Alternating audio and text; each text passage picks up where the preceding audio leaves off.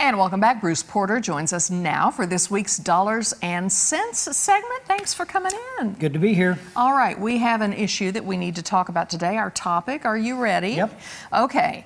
I am thinking of moving some of my investments to diversify my money. I currently have a variety of mutual funds, and I'm not satisfied with the results. What else should I consider for long-term growth? I am getting confused, and it can be confusing. Can we start real quick by explaining exactly what mutual funds are?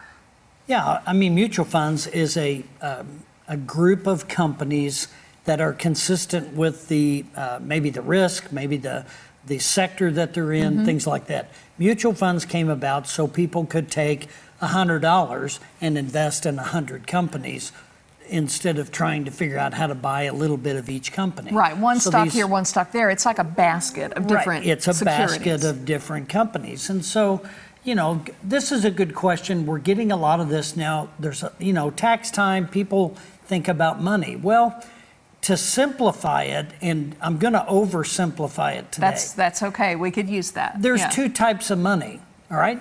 Guaranteed money and non-guaranteed money, right?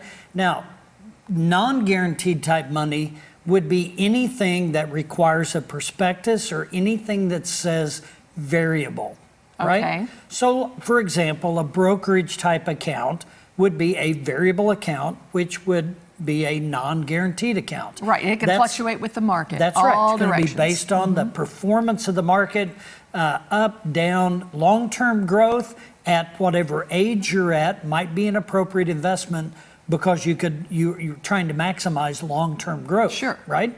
Now, guaranteed money, people associate that with like a bank account. All right? Bank accounts, typically people buy bank type products because of FDIC insurance. Right?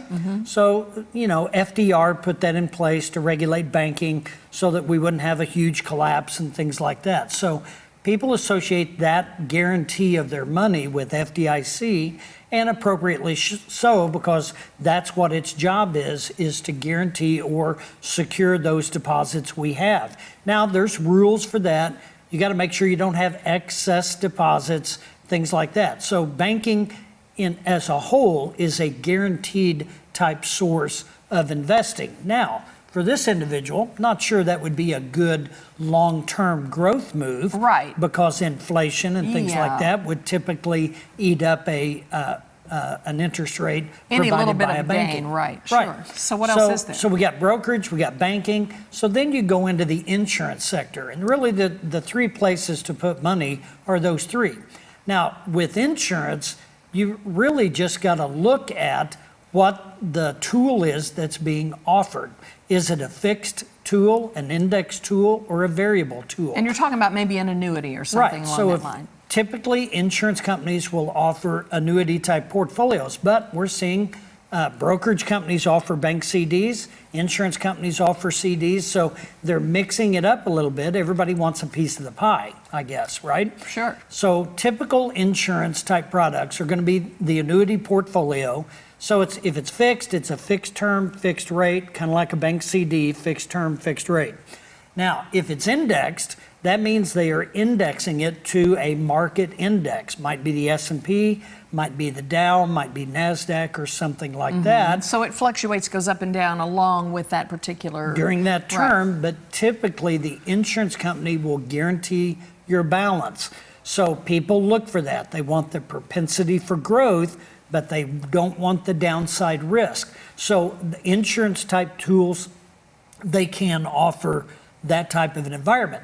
But also, insurance can also and does offer variables. So when you're a consumer, when you're shopping for the tool, I would just recommend that you get plenty of information so you can make an informed choice, because the financial world seems to be getting more complicated as we speak. So knowing what you're looking at, knowing if it's appropriate to your risk tolerance, if it's appropriate to what your goals and objectives are, and we've talked about that, that's what you got to do. You've got to really look at the details and know what it is. If it requires a prospectus, it's a variable.